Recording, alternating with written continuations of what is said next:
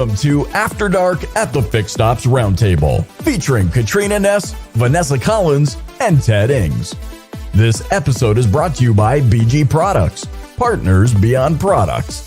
And now for your hosts, Ted Ings, Vanessa Collins, and Katrina Ness.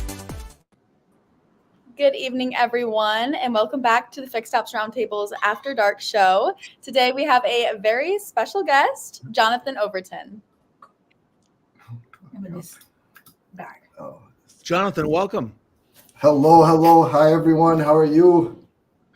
Jonathan coming to us from Western Canada. Katrina, we're live tonight, right? We are indeed. I see the chats rolling in and people are excited. All right. Well, very good. Jonathan, it's great to welcome you back to the Fixed Ops Roundtable.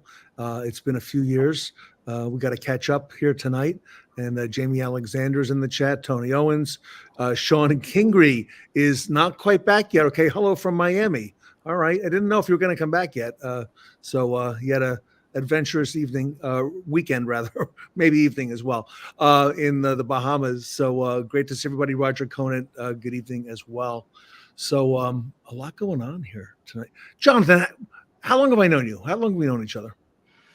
Oh, my goodness. I even did my homework, Mr. Ings. I went onto the Twitter there and tried to dig up some of our previous tweets from way back in the early days of our friendship, and brought me back down memory lane, a good memory lane to go down and see all kind of the magic that kind of transpired in those times and the beginning stages of all these kind of CPS, social media broadcasts and posts that kind of were so special and dear to me in the automotive type days. But I want to say 8 years ago, but I could be a bit off.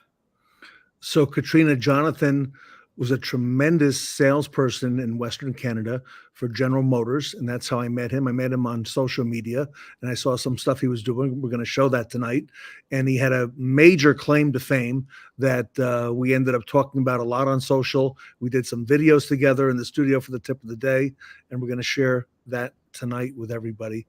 And excited to have you here, Jonathan. So now, by the way, we have a big event coming up, and if you can't tell, we're all ready for the 90s, okay?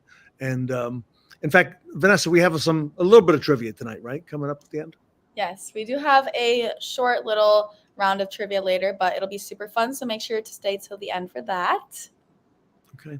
And Vanessa, when is that event that we have coming up, the big one for the 90s? I know it's right around the corner. Yeah, it is less than a month away. It is coming up May 13th through the 16th. It is our 90s Rewind event. Super exciting. You can get your complimentary tickets right now at fixedopsroundtable.com. And you definitely want to do that because we are having a giveaway with 2 simple steps. All you have to do is get your complimentary tickets at that website. No purchase necessary. And follow Dealer Scanning and Fixed Ops Roundtable on LinkedIn. So 2 very simple steps, and you could win this $3,500 Apple Vision Pro. And if you don't want the Apple Vision Pro, then we will be giving away the cash of the value, which is $3,500. Jonathan, that's a pretty good door prize, grand prize, that Apple Vision Pro. I haven't even seen it in person yet. So, My goodness. Yeah, it doesn't get much better than that. That's a pretty tech savvy door prize there for sure. Oh my gosh. Who do you got walking around there? I see somebody on 4 legs walking around. It's Coco. He's the spa dog, He kind of usually tags along with myself and does all the heavy hitting. Okay. All right. I mean the heavy closing, right? That's you got it. Exactly. I didn't want to give him all the credit, but all right. So I know it's the first time meeting the ladies. Katrina and Vanessa are students. They go to Northwood University in Midland, Michigan. And Katrina is studying automotive management, I believe, and marketing. And Vanessa is studying marketing. And they're already very connected to the car business, as you will learn tonight. And I know the ladies have some questions for you because they asked me, Jonathan Overton, where does he work? And I told them about the spa, and they had some serious questions about you coming on tonight and how that all came about. So I'll let the ladies ask some questions. Yeah. So Jonathan, we know that you were in the automotive industry, but how are you now the owner of a spa? How do those two relate? How did you jump from one to the other? Oh my goodness, I always have coined the phrase assistant and passed the ownership kind of claim to the wife there, Adriana. The girls get in trouble if they call me boss. One gave me a candle that says boss on my desk. So I've kind of learned a little bit along the way to accept, uh, the title of boss. But I think that's probably a simple answer. I sold a car to a beautifully amazing, wonderful girl named Adriana. And during that time, she started the endeavor of aesthetic school. And from there, transpired a dream to change people's lives with the latest, greatest wellness technology and not have a partner that lived at a dealership. So I guess one thing led to another. And I always say, sometimes maybe no surprise what a man will do to support the girl he loves, her dreams. And everyone thought I'd be back the next day. It's been about 5 years now. So I think it's probably safe to say I'm almost as well as I am auto. I don't know if that's. Katrina, he's a slick talker too. So wait a second, Jonathan. The girl that you married, you sold her a car. I'm just going back, just kind of retracing your steps here. I sold her a 2SS Camaro, Mr. Ings. I wish I could peg the page of the evidence manual. I should have that one at least memorized, but post-concussion eras, I played a lot of sports and university football. I don't connect the dots like I once did, but somewhere in around, let's call it year 3, a girl called me on a sales call and told me about her dream of having a Corvette. So I showed up at her house with a 2SS Camaro. She was heavily disappointed. She heard it growling on the way down and ran out in anticipation and was a bit confused about the muscle car, but I thought with a new car option and the warranties and so forth, it might be fitting for a younger type purchaser. And she wanted red. It was black. So I put on a red body kit. It had some hot, cool things. I said, well, it's fairly close, a black car, almost red, the body kit's red, and there's some pretty heavy bonuses on moving that 2016 2SS Camaro, one of the last executive demos on the lot. So, when you're a sales type person, if you see an opportunity to put a girl in a more practical car and get a kind of nice commission, why not, right? Vanessa, can you tell that he sold cars? I feel like I can, but having you sitting in a med spa and meeting you now that you're a spa owner, I feel like I can see that more so. But I'm sure sales skills kind of transfer from one industry to another. I'm not ever quite entirely sure how to interpret it, but often people say, I knew you were a car salesman. And I hear that very regularly. I'm not sure if it's from the gift of the gab or my terminology or my receding hairline from the stress it caused me in those times. But one or the other, people usually have it pretty figured out quick. And not just any car salesperson, one of the very top in Canada. John, you worked at the Duick organization. And so the way I met Katrina, John Overton, was that I was just getting started with this on social media. And I was looking at Twitter and I kept seeing these images of a salesperson. There's John on the left with the orange sunglasses, shaking hands with customers who just bought a car out in front of the dealership. And there he is handing the keys. And I saw this constantly, always new pictures. And this was John Overton doing it. And that's how I met him. And I became friends with him. And then I found out about the evidence manual, Jonathan. Yeah, the evidence manual was just something that was taught to me by my most original manager, Ian Domansky at the time. And he was the most pro Joe Verde car salesman probably that ever existed and had every book and CD and swore by his teachings and, really took me out of his wing and took a liking to me. And somewhere in those processes, there was an evidence manual featured. And it was very important to him that all his sales staff had an evidence manual. So he kind of encouraged us all to create one. The next day I showed up, I expected to see a dealership full of evidence manuals, and surprisingly, I was the only one. So I, to appease his desires of my professionalism represented in an evidence manual, I started posting the pictures. And I remember my first day on the lot, people said, "Oh boy, by the way you sell cars, kid, you'll never be able to keep up with that." I think my first month I sold 13 to 16 cars, and it was always a bit of an anomaly because I knew very little or next to nothing about cars at that time, and people were always really shocked by the performance level. But eventually, I think by year 5, I somewhat became knowledgeable about cars and automobiles and so forth from selling a lot of them. But I was always more in the people orientated for the people business, and just being kind of a personal type assistant to selecting vehicles that best translate to people's needs and have the most value for their lifestyle, this sort of thing. All right, I see Rebecca Chernick in the chat. You came down to Los Angeles. Rebecca was there. We were filming some tip of the day videos. Vanessa, look at that orange tie I've got. Look at that jacket I've got. Oh my gosh. And Jonathan brought the evidence manual, and I can tell you that thing is heavy. Okay. I mean, that thing is really heavy. Jonathan, tell us, what is this evidence manual thing about? Because that's been a kind of a thing of the past, but you definitely gave it a new life, and a pretty big celebrity for having done that. It kind of became my new staple in the industry. Again, if I could go back in time, I probably would have rethought the transportation method of the evidence manual when I visited you there in Hollywood, Ted, because my arm's still sore. I brought in a handbag. I didn't realize it sat on my desk for so long. I didn't realize how much weight it collected with these kind of type pages. And next time I'd bring wheels, I think. But it's a testament, I think, to the good luck and fortune I had along the way. I really was fortunate in meeting a lot of really amazing type people, and trusted in helping them with their vehicle buying processes along the way. So I felt fittingly to capture those memories and put into a book, and to kind of, share the past success I had helping people with, future customers could only really translate to future success, and probably just an easier time selling cars. I think in the earliest of times, it was kind of a really hard ordeal.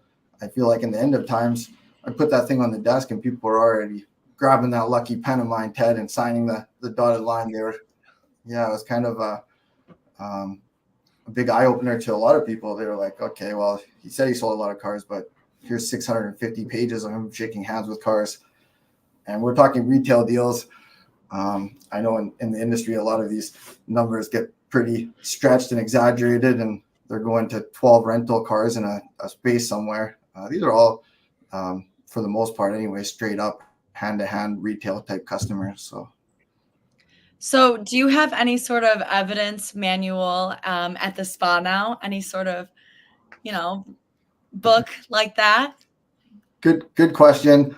I think it was very early on in the wellness industry and again, in the early times, I had a very grandiose time of having 650 before and after pictures, and it kind of got shut down pretty quick. I was told to hang up the suspenders and the dream of the evidence manual and leave it for the automotive industry. It wasn't well received by a lot of the girls in the wellness kind of side of things. So if it was up to me, I probably would have. But again, a different time, different era, different phase of my life. I kind of been there, done that. So we moved on from it. But you never know. Maybe I'll get our assistant Chetna here to put one together. I think that could still be possible. Oh yeah. Hey, Jonathan, the first time I saw a real evidence manual was in Dallas, Texas. And I went to visit another fellow sales trainer. His name was Zig Ziglar. And he had his office in the Bank of America building in Dallas.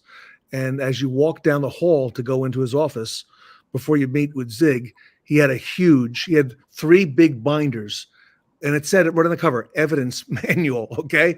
And this is Zig Ziglar, like one of the top speakers in the world, right, at the time, with these evidence manuals. Right. And at the end of the hall, he had all these pictures on the wall, right, of people, and he called it the wall of gratitude, people who helped shape his life. Okay. And he had everybody on there from, U.S. presidents to Colonel Sanders to all these people that he met along the way. And I met Zig that day, and he told me about the evidence manual, how important that was to what he did in his life. So,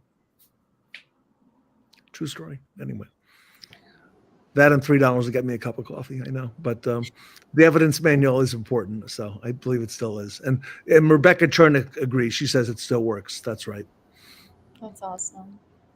Well, Jonathan, in the green room, we were shown these pictures and told that you would post each one of your clients that you would sell to on social media. And that has me wondering, being a marketing student taking social media classes, how can someone brand themselves using social media? Right. Good questions. I think I had the good fortune of having a lot of popularity in my younger days as a top tiered athlete in many realms of sports, and going to a private school in the Vancouver area that had really awesome people from every community, and some advantages from relationships I had in the past. But from my side of things, I think I really wanted to have some sort of differential factor to have brand recognition. So I went, at one point I was wearing a lot of orange glasses. I think the one picture you saw orange sunglasses, and over the years there's a lot of speculation, and people say, well, it's something to do with your eyes, or you have a color disorientation or something of this nature. And one of the younger guys was always quizzing me about it. And then one day we were in a superstore next door to the dealership at that time, and someone ran up to me and said, hey, I need a car, and handed me a card and said, call me, you're doing sales guy, or something along this line. And he said, and when he was leaving, he said, I recognize the orange glasses. And then the guy, the young salesman go, that's why you do it. So by posting all the pictures with the orange glasses, it made me recognizable to people who had maybe stumbled across the pictures and so forth, and kind of streamlined myself as an automotive representative that could help them with potential vehicle purposes or purchases in their future, this type of thing. But if you go back, if you look on TikTok now, and Facebook and Instagram and everywhere, you see salespeople of all types, posting videos and pictures. Katrina, you didn't see that like 10 years ago. John was one of the first people to do that. And that's why it stood out, because there was nobody else in orange sunglasses or or no sunglasses, meeting a customer at the car and shaking hands and taking the picture. And it was so different at the time, Jonathan, because, to see that on social media, that was like fringe, right? To do that back then. Now it's commonplace. To be fair, I've been questioned on that a little bit, and I'd like to take credit and say I was this kind of social media type genius, but I think it's very uncommon for the younger generations to have success in the car industry. I think I was just someone that was lucky enough and fortunate enough from a younger generation. I know at the time I was substantially younger than most car salesmen I knew, or even on our sales floor. So I think probably the idea to put an evidence manual that was already being created onto social media was just kind of hand in hand. It just would make sense. But I think with the earlier generations, the idea of maybe even having a social media was kind of not that common. So I think I just kind of right place, right time, and just kind of made sense. And I do believe I was, if not the first, one of the first. I at that time, I never remember ever seeing anyone post a picture of a car sales on social media. So, yeah, take your credit where it's deserved. Yeah. So back to the evidence manual, how much did that heavy thing weigh? You were saying you had to drag it all the way down to Hollywood, but how much did it weigh? I've never weighed it. If I were to guess, I gotta believe heavy. Yeah, I don't actually. I gotta believe it's like 30 pounds. I don't know, something like this. It's heavy. Yeah. Like I actually, mom wanted it out of the closet. She goes, John, are you ever going to do anything with this? I put it in there for safekeepings in case I ever went to a sales floor again. So it's actually sitting next to a desk at the Richmond Spa on display. John, Tracy Calcota is asking in the chat, what year did you get started? In the automotive industry? And I'm trying to visualize the plaques. I think 2013. Okay. Yeah. He had a lot of plaques there, and all in Western Canada. So we flew him down to Los Angeles, Katrina, and we flew him to LA, and then we got him out to a studio. We had a green room in Hollywood, right, John, right down the street from the Hollywood sign. And you came out and you filmed a whole bunch of a batch shot, a bunch of videos with us. And Rebecca Chernick was there that day, and that was the tip of the day. Okay, that was our signature. That's what really was our claim to fame, right? The tip of the day. That's something that you saw on social media, and then you eventually became a part of that as well. A brilliant segment. I definitely would be lying if I didn't say it was a top contributor to my success in the automotive industry. I don't think there was a tip of the day that wasn't worth following. I don't compliment people lightly, but Ted is an absolute genius. I don't think it takes myself to tell anyone on this segment to realize the professionalship he has and all the things contributed to the automotive industry. But those segments were absolutely brilliant. I would always plug along and look forward to them. And I know we're just meeting the girls now, but I don't want to sound creepy or something, but it feels like we've known each other because I do plug in time to time and watch. So I feel like he shared that knowledge with some awesome type students kind of getting ready to, show their excellence in the sphere as well and be on the segment and so forth. But it was an intimidating experience, honestly, like being invited, watching Becky Chernick and Ted on social media, and they're real type car gurus. And I'm just kind of Canadian guy venturing in there and meeting them. To be honest, it was a little bit nerve-wracking at the time. I thought, I don't want to disappoint these superstar automotive tycoons, but I think I bluffed my way through it, and I hung my hat and did my best. I always wear the fedora hats and the suspenders, and kind of someone often said you're like Jonathan, you're the Don Cherry of car sales because of all the different theatrics and stuff I used to wear. John, what advice would you have for a young person getting into the automotive industry today? Whether they went into a dealership or whether they went to work for a large corporation or somebody considering that, what would you tell, someone like Vanessa and Katrina? Try door to door. I think all the best salespeople are born out in the backyard knocking on doors. Get in there, get your feet wet, try some door to door canvassing. That's where I came from. A gentleman, one of my old original bosses, Joe Pileggi, one of the very best salespeople I ever had the privilege of meeting, and to this day, an amazing type performer. And I think in the end of the day, coming from door to door, it was just so easy to sell cars. Like I remember, I was like the first. He's not kidding. He sold door to door. I know that. I remember I sat in the first training seminar, and I was kind of squinting, and like, what do you know about cars? I'm like, I was raised by a single mother. Majority of the time, I don't really know. They're like, you know what a V6? And I'm like, no, like didn't know what a Chevy was, didn't know anything about cars whatsoever. And they were very amazed at how much I sold from right off the gate. And, well, why did they hire you? We had a the gentleman, Justin Jeremiah, I remember I was talking to, and David Kent ended up hiring me, and Ed Perovich, and some really awesome type figures in the automotive industry. I just, so grateful to have met. But I remember Justin and I were talking about a mutual football coach, and he hired me, and I said, well, never. They said, they didn't ask if you knew about cars. I said, well, it never came up.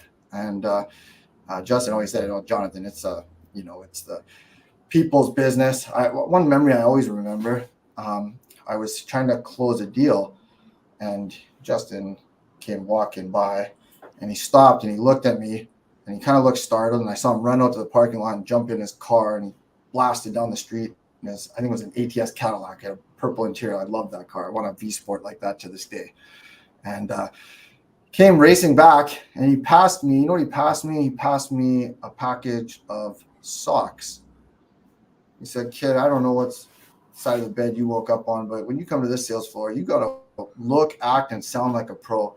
And that requires wearing socks. My goodness, man. And he gave me the socks. I guess I wasn't wearing socks. I don't know how he noticed, but from that day on, I realized the importance of kind of looking the part and dressing properly. And I realized if a man in a position of that power and of that success stopped everything, and it meant that much to him that I had a pair of socks on, that it must be important. So from that day forth, I tried to spruce it up and at least for the very least, let's make sure I'm wearing socks, All right. Tell us about the spa business. You got into that right around the time of the pandemic. and it's blown up big for you. You've got a couple of locations now in Western Canada. You and your wife are the owner. You've also got a beautiful baby girl. May I show the picture? Is that all right? Of course. By all means, yeah, please. I think I hear. Okay, here she is. What's her name? That is Juliet Marie. Very nice. It was funny. I had a feeling you were going to ask for a recent current picture of her. And I was scrambling around this morning trying to race to the Richmond side of town and get to the spa there. And I grabbed her quick, and she yelled, up. This is what she does every time before I leave. Give her a hug, say goodbye for the day, and threw her in the car. Well, that's her Barbie car. So, she, you never know. She might be on the Boulevard of Hollywood there, cruising in her Barbie car one day before you know it. So how is the spa business? You've done very well in that now. It's a lot of work. By all means, if you ask me to go to work for a month and sell 16 cars versus schedule 800 active monthly clients between two spas with my assistant who does the fair share majority of it, I'd say the cars was a walk in the park. Really, it's not. It makes me think back to the receptionist in the dealership handing out the sales calls and the good work they always did for us. It makes you reevaluate all that good help because it's not easy. I thought I was basically retiring, Ted. I thought, I'm just an assistant now. This is going to be great. It's a bit of work. Yeah, it is. Yep, and I've heard about the socks before. And so, what's the name of the spa? What's the formal name? Medi Spa La Bella. Okay. All right, and give us the backstory. Where in I believe Vancouver, right? So we originated in a heritage village, actually, oddly enough, protected by heritage law. It's a very touristy kind of destination in Richmond, BC. Most commonly known for its appearance in Once Upon a Time, the Netflix series show. It was about 12 seasons on Netflix, and it was about some Disney characters, and they lived in a town called Storybrooke. Well, that was about 10-second walk behind us. We're right in Steveston Village. The main strip where the whole show took place was right behind the original spa and behind the spa there now. So it's a really amazing, beautiful location. Adriana handpicked it amongst everywhere just because of how special of a place it was. And from there, kind of opened the other one next to, or in her previous hometown, Tawasin. The idea of raising Juliet in any town other than the one she was raised in was unsettling to her. So, John, can we open a spa in my hometown as well? So, we made it happen, All right. Very good. Awesome. We do have a little bit of 90s trivia tonight, Vanessa. Yes, we do. Also, we a little short, but it's going to be super fun. All right. So here is our 90s star. Everybody in the chat, go ahead and comment who you think this is. This looks like a young man, right? And what age would you say, Vanessa? What do you think? How old? I would say maybe 8. He's sitting down, okay. To 10. And he's Tony Owen says clueless. Okay, perfect. Well, we got to give you some hints, Tony. He's from Canada, okay, and he's been on the show recently. And yeah, Ted Ings. Yes, it's. I'm not from Canada, Rebecca. Okay? Yeah. So, and Sean Kingery. Okay, look at that. Doesn't know. Has no idea. Yeah, Rebecca, you do know this person. You've met this person. You've met this person, and he's a big fan of yours as well. He speaks very highly of you, Rebecca. And Jack, good evening as well. Okay. And let's see. Sean is guessing Jonathan.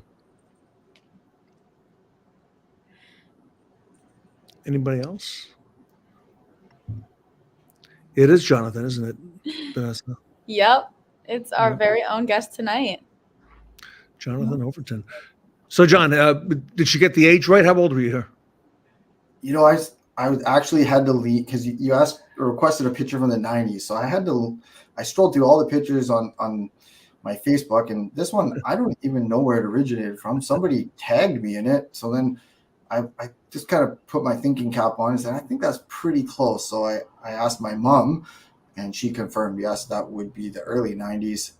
I want to say, if I were really to guess, I'm thinking around 6, 7, but Okay. so, Okay. and I was born in 85, so Ah, 92, something like this. all right. Very good. Well, Awesome. Jonathan, thank you for joining us tonight on the After Dark show. I know we probably didn't expect this, even a week ago, but it's great to see you, my friend. Oh, likewise, it's always a tremendous honor. It's very humbling that I would even be welcome to kind of jump on the stage here with such brilliant type social media experts and automotive representatives like your guys selves, and amazing to witness the Fixed Op Roundtable and the After Dark segment. It's always a bright light in my day if I have the opportunity to jump on and at least catch some of it. So thank you guys. Appreciate it. Right. That's right. You were there you were there even before the Fixed Ops Roundtable. That's right. So about that. So yeah, Tony, I agree. So thank you, everybody. All right. Katrina, one more time. When's the big show coming up? I know it's in May. It's right around the corner now. So the Fixed Ops Roundtable's 90s Rewind will be May 13th through the 16th. Get your complimentary tickets now at fixopsroundtable.com, and we cannot wait to see you there. And John, I'm counting on you to come and maybe have you win that Apple Vision Pro as well. So I'm already looking up the how to use videos on YouTube, Ted. All right. Well, great job, guys. And great job to Katrina and Vanessa. Thank you for all you're doing for the roundtable and for the industry and for Northwood University. And I know you guys had a very busy last couple of days at Northwood. So, thank you for, keeping the roundtable as part of what you do as well. So Always. Thank you, Ted. all right. So we'll be back Wednesday night, everybody, at 8:00. And Vanessa, Katrina, and I will see you then. On behalf of Jonathan Overton, I'm Ted Ings, and we'll see you all on Wednesday.